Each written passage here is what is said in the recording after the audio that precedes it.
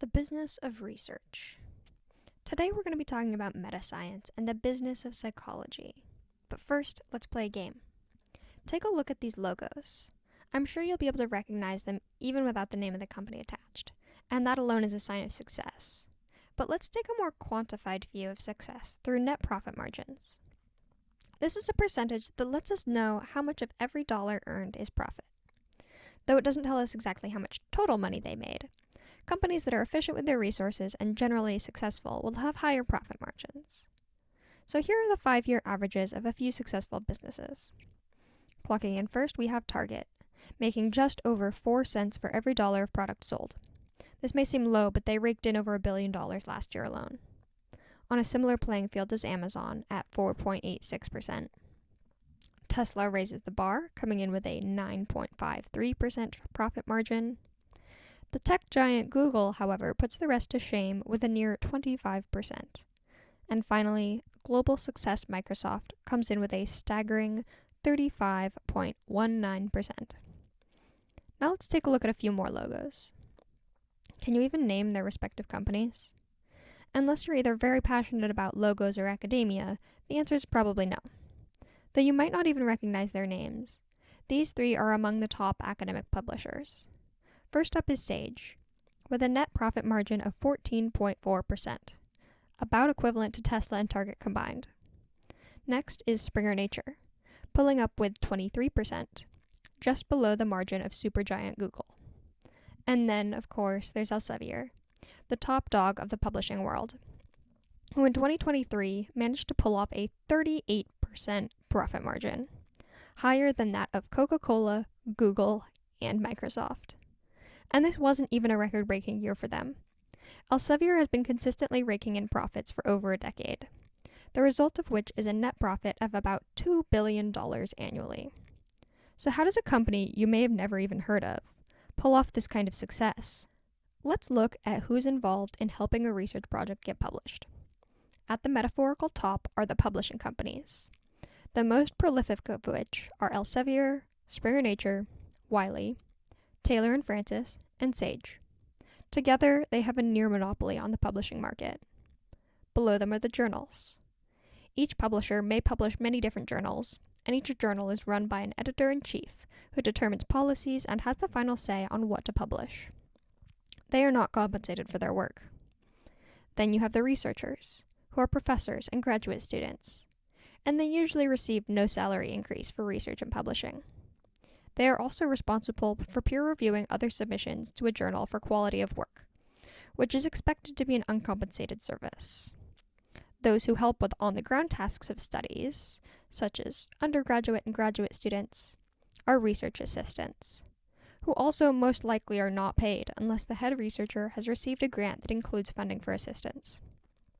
Publishers are able to maintain high profit margins because they charge high costs for their products while capitalizing on free labor. So how does meta-science come in? Meta-science is doing science about science. It involves examining the processes, methods, and practices of scientific research to understand how science is conducted, how findings are reported, and how knowledge is produced. The goal of science is objectivity and furthering knowledge and truth. And objectivity is hard to achieve in a field that studies people. Meta-science aims to improve the efficiency and integrity of scientific research by evaluating its underlying frameworks and methodologies. And what does a review of meta-science literature tell us about what's happening in psychology? As it stands, the for-profit nature of research journals inherently incentivizes the fast production of headline-worthy results, which in turn disincentivizes truth and equity within the research process. Researchers need to publish to support their career. Publish or perish, as they say. While some universities place more emphasis on research than others, the general academic culture emphasizes publications and citations as a primary measure of excellence when considering decisions such as grant awarding, hiring, and tenure. Tenure is motivating because it's what allows a professor to retain their job. The emphasis on number of publications and citations encourages researchers to focus on quantity of work over quality, and publishing companies want headlines, so therefore research quality, equity, and accessibility decline.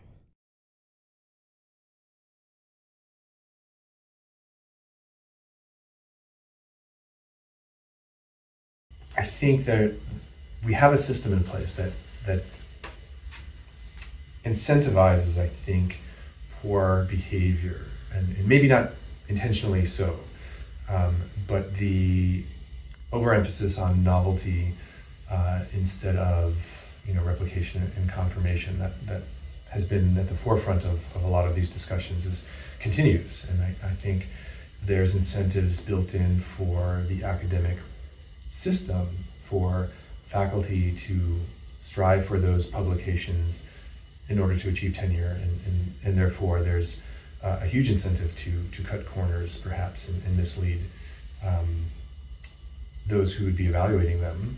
Unfortunately, you have to rely on a lot of sort of one's internal integrity to pursue those avenues.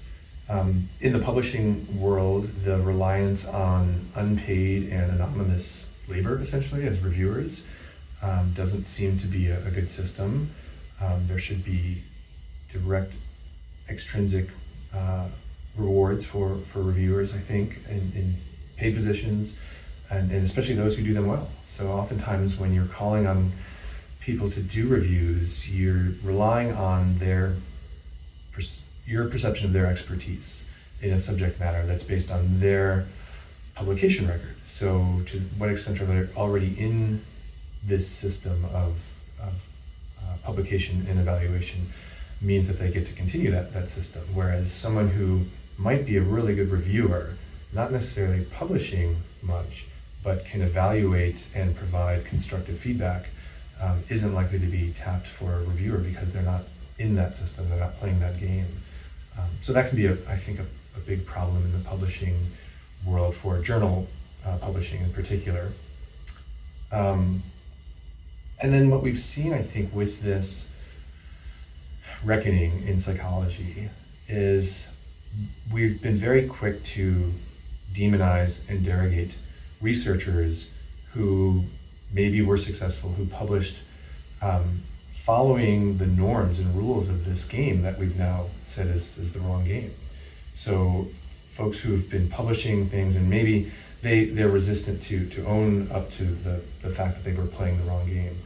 But it's also likely scaring people or making them really apprehensive to acknowledge some of the things that they did under a system that was very effective for them and that everyone accepted as the way to do things. So there is this, the game has changed, the norms have changed, and yet we're holding people accountable to norms that they didn't use when they were publishing.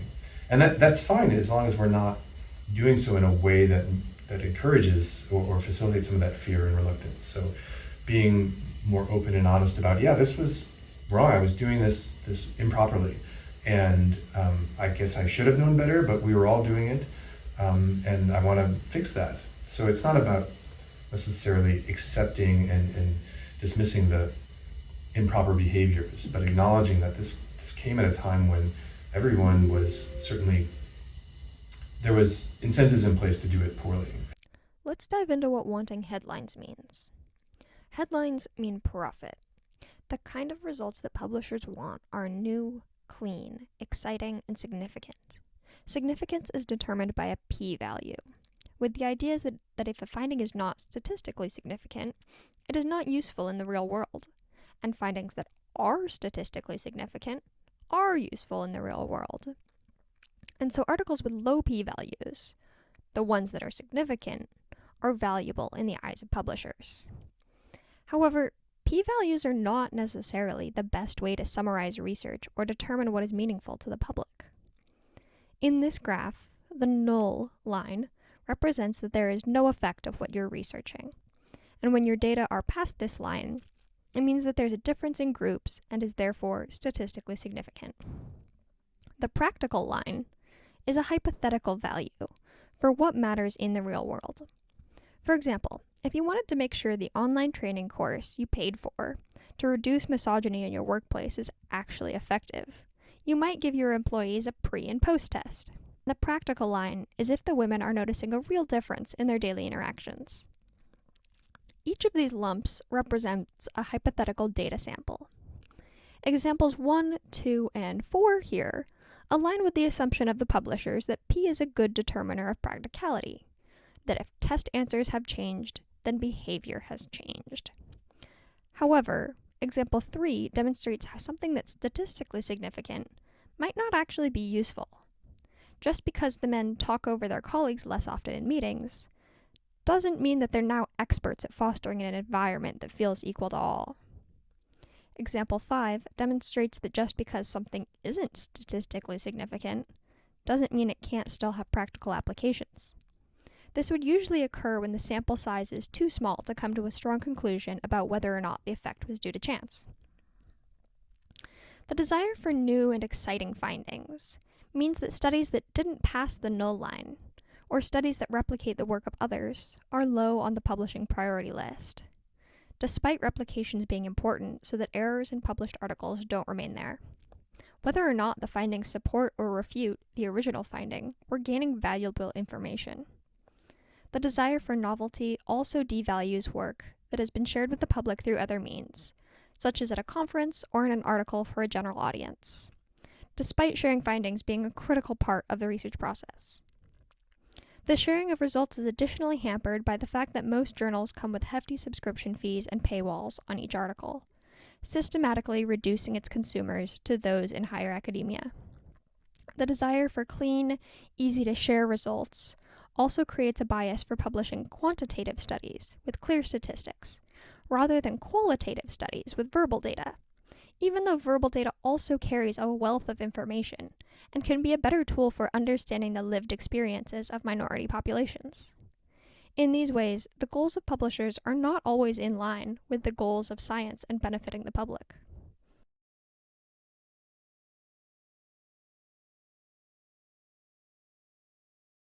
I would say absolutely there is bias towards quantitative research in developmental psychology, and in particular in cognitive development, which is the area of research that I am associated with.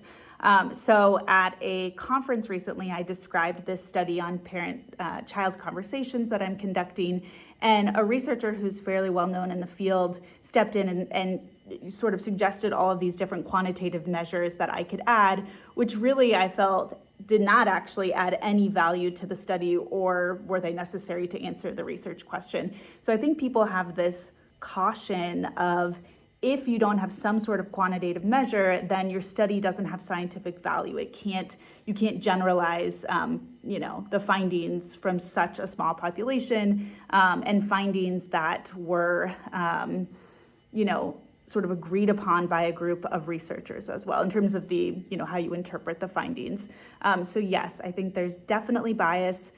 In terms of the publication piece, I haven't yet published a qualitative paper, but I think even in my own mind, I'm trying to think about where I can insert numbers and try to provide some of those quantitative pieces to enhance the story, and have to remind myself that they aren't necessary, because the story that the qualitative methods provide is plenty big and plenty novel and plenty interesting on its own.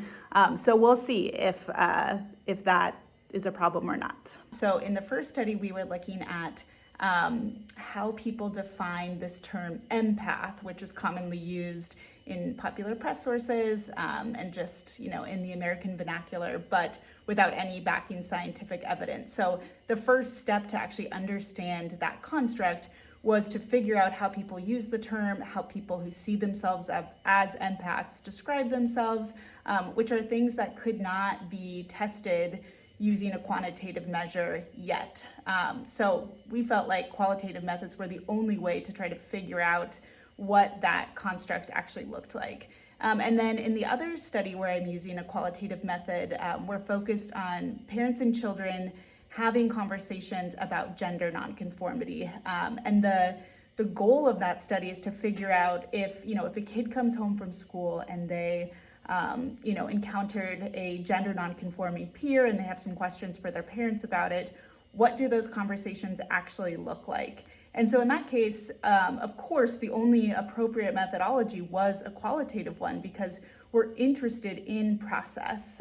We're interested in what the conversations actually look like, and if there are patterns associated with more, advanced or sophisticated types of conversations, or patterns associated with parents and children who have maybe never broached this topic before. So at least for those two studies, qualitative methods were, I felt, the only way to address the research question. Researchers need to publish. And the kind of articles that journals want creates real impacts on the way that the research process is conducted. This journal shows us the distribution of p-values in a group of published studies, with the white circle representing the midpoint. The dotted line is at 0.05, which is the cutoff for being able to say you found a statistically meaningful difference between groups in your research. Almost all the studies on this graph are below this line, meaning they're statistically significant, with only a handful of published null results. If we followed the methods and analyses of each of these studies to see if we got the same results, what do you think we would find? Of course, not every study will precisely hit the nail on the head every time.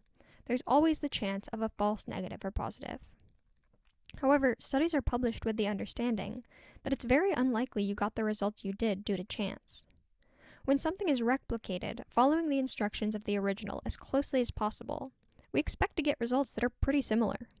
However, when a group of scientists did just that, replicating as closely as possible, these were the results they found.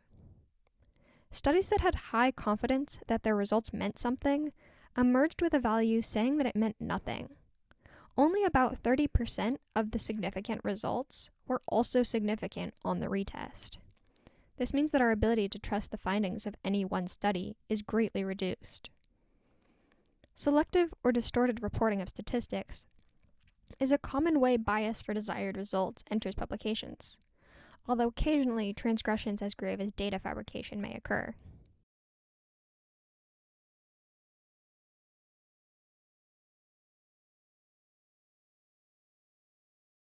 There's a few reasons why errors creep in, from really innocent things like just honest data entry mistakes and like improperly coding the data, just honest mistakes sort of thing, all the way to egregious, like the principal investigator is actively falsifying their data, and then various things in between. So a few things like in between, like it's possible that the principal investigator or like the professor is not properly overseeing what's going on in their research lab, and that makes it possible for like research assistants to either inadvertently or intentionally falsify the data or make errors in the data analysis. The onus is really on the researcher to double check that whatever the research assistants are doing is accurate. And then there's also the issue of what's called, this is a little bit more egregious than that, is what's called p-hacking, where a researcher can like analyze their data and see if their hypotheses were supported, and if they weren't, they can do some fishy stuff, like going back again and saying, well, let's exclude these outliers or extreme cases, and then run the analysis again. Did I find the results that I thought I was going to find? And just doing things over and over again in various different ways until you find what you wanted to find. So that's not cool. And then on the most egregious end of things is where a principal investigator is like actively falsifying their data. They're cooking their books. And I'll give a little thought experiment around this. Like, suppose that you're a PhD student and you've spent, PhD programs are usually anywhere between about 5 and 8 years long. And so you've just spent like 5 years of your life doing coursework and then doing a research project, a dissertation. And in your dissertation, you spent like years doing this. Suppose you actually found that you did not have any statistically significant results. That dissertation becomes the foundation for publications that you're going to do as soon as you get like an assistant professor job at a university. So what's a researcher to do if they found non-significant findings throughout their dissertation? Well, it can be pretty tempting sometimes, really bad, but tempting for researchers to start fudging their data to make their results appear more impressive than they actually were. And this gets really dicey, or like the external forces that can sometimes influence researchers to do this can get pretty intense. Like suppose that now you moved on into an assistant professor position, you're 28, 29, 30 years old, you're probably married now, maybe you have a kid or two on the way, you have to put food in mouths, you have to put a roof over heads. Getting publications is a really important thing for you, and fudging some data can start to look appealing. But that just gives you a sense of like what kinds of conditions might influence a researcher to do these immoral acts. Researchers are human, and as such will make errors, both intentionally and unintentionally. Simply telling researchers to do better isn't going to solve the issue. It is the responsibility of the system to reduce the chance of errors occurring and increase the chances of catching the ones that do. While there are some features in place that try to do this, such as the peer review process, it's not doing well enough. And the consequence is that statistics are misreported at almost 30% in the published literature. And without reproducing the analyses, these errors remain undetected. Another way to reduce errors is by making data and methods publicly available. While most researchers endorse the idea of openness and transparency in their process, preparing these materials for interpretation and use by others is an extensive process. With many demands on their time, such as teaching, grading, designing studies, collecting data, supporting students, and peer reviewing articles, researchers are unlikely to go out of their way to do this without more concrete incentives. Only about 2% of articles have publicly available data, and just because it's available doesn't necessarily mean it's of usable quality. Another critical issue within the research world is the lack of diverse voices throughout the process. In participants, researchers, reviewers, and editors. Most studies are conducted on college students or other weird populations, which refers to Western, educated, industrialized, rich, and democratic. Most researchers are white. Most people that can attend universities to access published research are white. 90% of journal editors and reviewers are white. Research by BIPOC scholars or on BIPOC populations is 12 times more likely to be rejected from publication.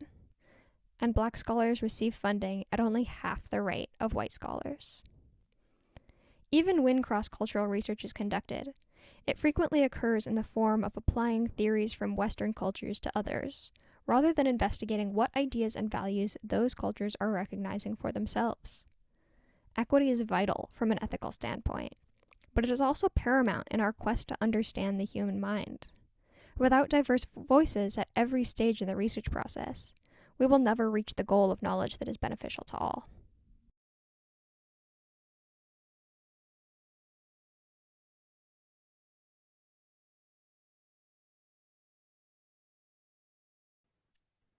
Representation is critical because science isn't created in a vacuum. It's influenced by the perspectives and lived experiences of those conducting it.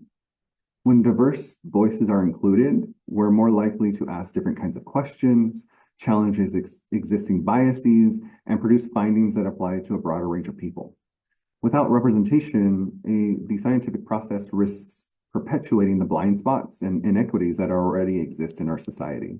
For example, research questions, methodologies, and interpretations can all be shaped by who is at the table or who isn't.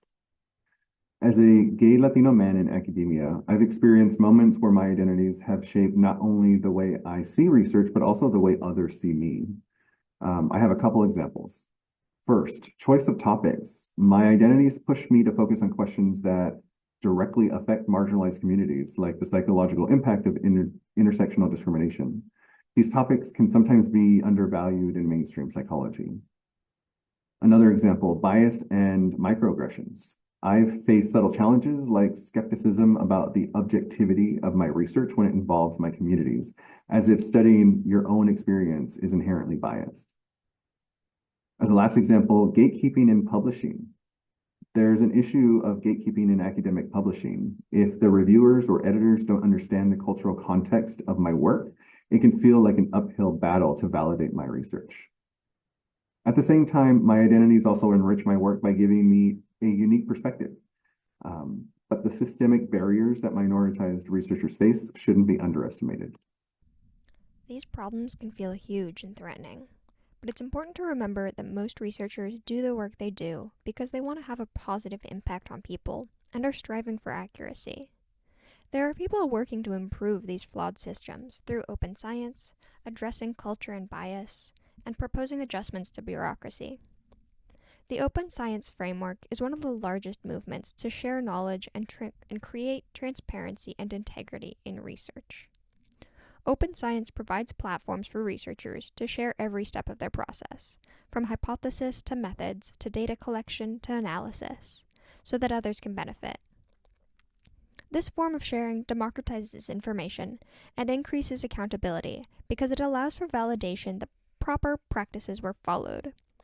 It also provides the resources that can allow for ease of collaboration, and for others to be able to conduct replications or meta-studies, which compile findings of several other studies. However, meta-studies that are made up of studies with errors become even more likely to report a false finding. Open access journals, as opposed to journals that require a subscription through a university, or charge around $40 per article, are more accessible to the public. This includes news outlets, community partners, and BIPOC communities. So when I was in graduate school, I started graduate school in 2008, open science wasn't really a thing yet. So I didn't learn anything about open science during most of my graduate school years. Not until the very end, around 2015, 2016, did I start to become aware that it was an issue. So I started to learn mainly through one of my collaborators as we were working on a study together. And he was more skilled than I was. And so he encouraged me, and we did together. We posted a pre-registration, which means that we said exactly what our hypotheses were before we even looked at the data. We said exactly how we were going to analyze the data. And so those got locked in on a permanent record online, so I can't change my mind about those things later once I look at what the data actually say. Then we also posted the data itself, the analysis code for how we analyze things, all of our materials, everything. We're an open book. Took a lot of time and energy to make all of that publicly available and in a really user-friendly format that's intuitive to follow. And then the last thing that we did was once we had written up our manuscript, we posted it as what's called a preprint. It's just a Word doc or a Google doc that's made openly available to anyone who wants to read it. So it's not behind any paywalls. And so this process was really valuable. I think it's so valuable, in fact, that I don't think the onus for these open science practices should fall on the shoulders of individual researchers. I think we should think much more systemically about how we can create a system that supports researchers to do all the extra work that goes into making their science open to everyone and transparent like this. To facilitate the widespread adoption of this form of transparent and reproducible work, training in open science practices needs to increase, as well as funding for it. In 2014, the journal Psychological Science piloted a program intending to improve open sharing by offering badges to signal compliance with open practices. This is a low-resource, low-stakes change for a journal to make, but it was effective enough for open sharing practices to increase from 3% to 40%. Diverse voices need to be part of every stage of the research process. One style of scientific exploration that has taken this to heart is person-centered, or community-based participatory action research. Under this framework, the priorities are equity, diversity, inclusion, accessibility, engagement, and belonging. And significance is determined by the importance of the findings to the community, as well as statistics. This style of investigation centers the belief that research should be by, for, and with the people. Collaboration with the community that the research is about allows for designing methodologies with less cultural bias, and knowledge about how to share results in a way that be most impactful to the community. Diversity science is a similar framework for conducting research, in that instead of prioritizing generalization, the focus is on cultural differences and how to navigate those differences appropriately. To facilitate this kind of research being pursued and published, grant reviewers should be selected for their knowledge of, and trained on, the needs of diverse methodologies and participants. BIPOC peer reviewers and editors must hold enough seats at the table to have an influence in decision-making. Journals could establish minimum requirements for sample diversity in papers that aim to generalize to the public, and should track the content of which papers are rejected to catch bias. These are simple changes that journals could make to do the minimum towards making sure that all voices are represented in the scientific process.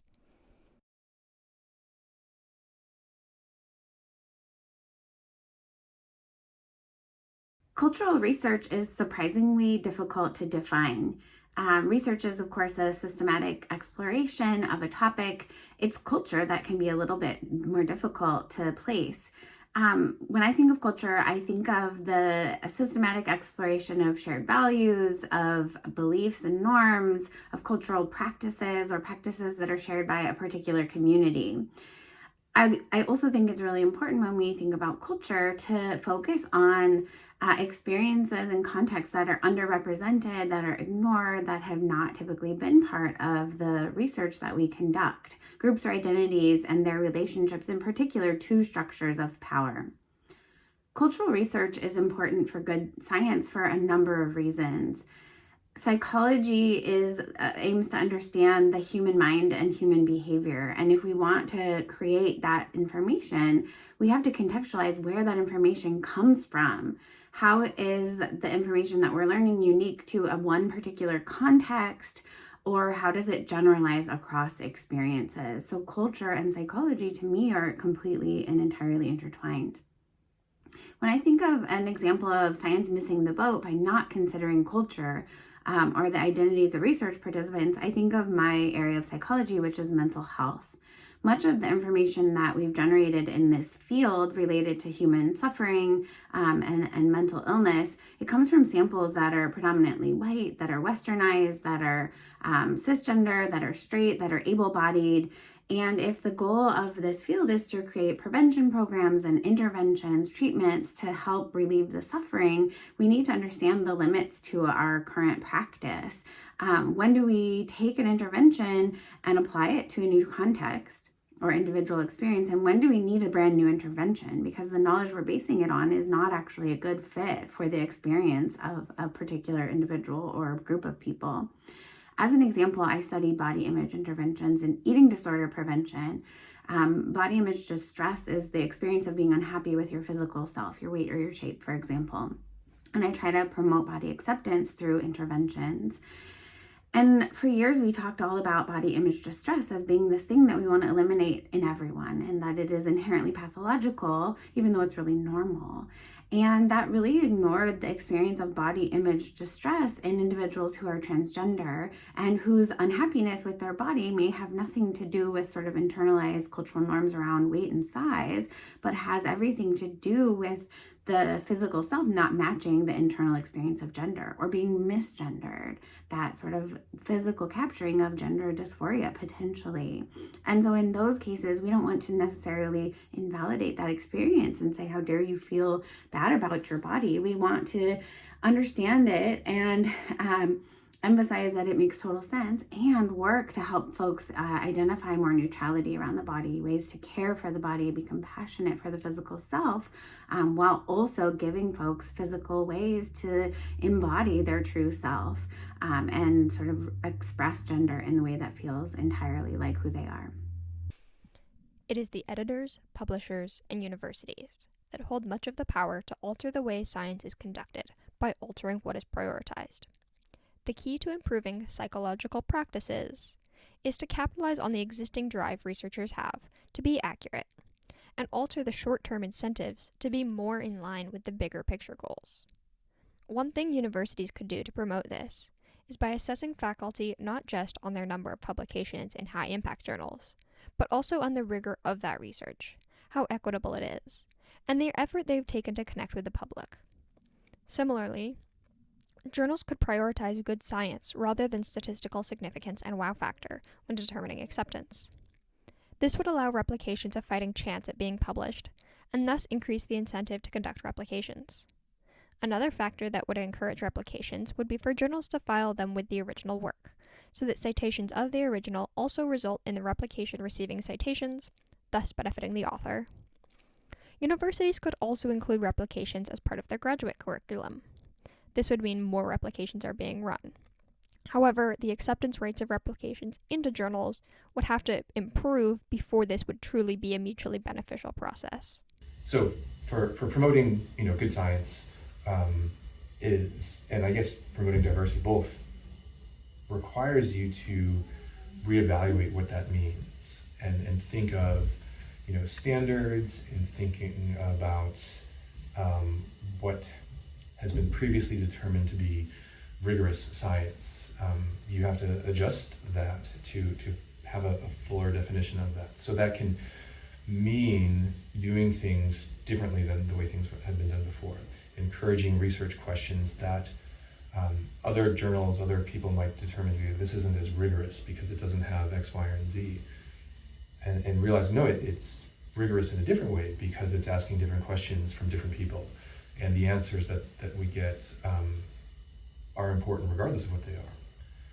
So I think that's part of what you can do as a journal editor is reframe those standards in a way that includes the traditional, or I guess now the new way of thinking of open science, certainly in the context of diversity, whether it's diversity in racial, ethnic, gender, and any of the typical sort of identity-related factors. Understanding that what makes for strong, rigorous, good research doesn't have to be the way we've always thought of it as such. And it doesn't cheapen, doesn't dilute the field, it strengthens it in ways that we just have to readjust our standards to. Where the question of what students can do was really a hard one to answer. I was thinking about what can students do given how little power they have in that situation, how little really researchers, publishers probably consider those needs and their stake in this. Of course, you can hope that students who eventually become those researchers and then gatekeepers and editors remember those values that they were taught and then enforce them and encourage them in those fields.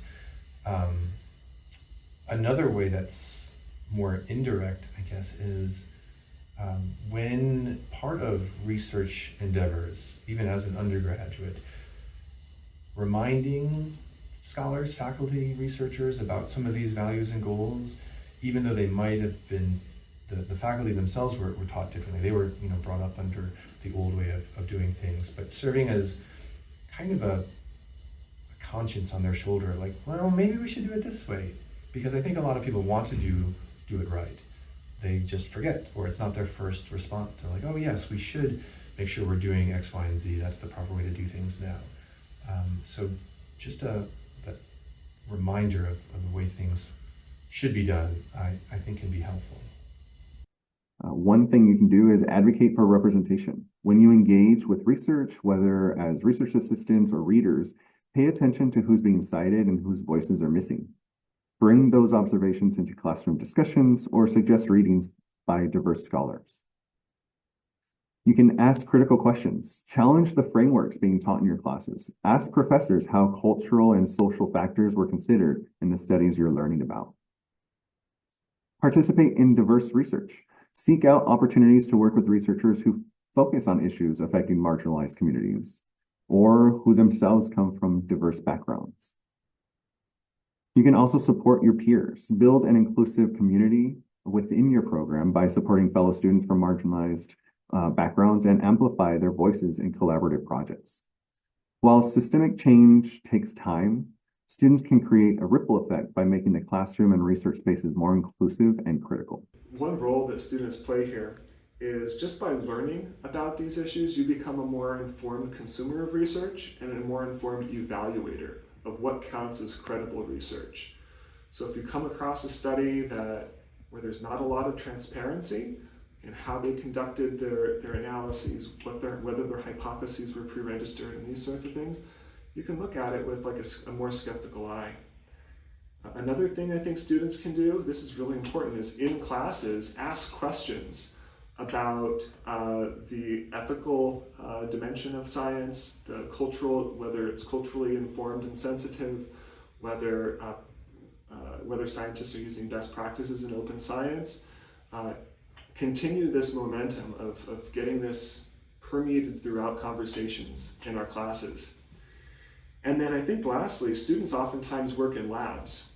And so we're all a part of this effort for open science. And so to the extent that students are really seeing the value in having like accurate data entry, accurate coding, thorough and transparent like posting of materials on the open science framework or another server to make their scientific contribution transparent, I think that students play a role in all of these different ways.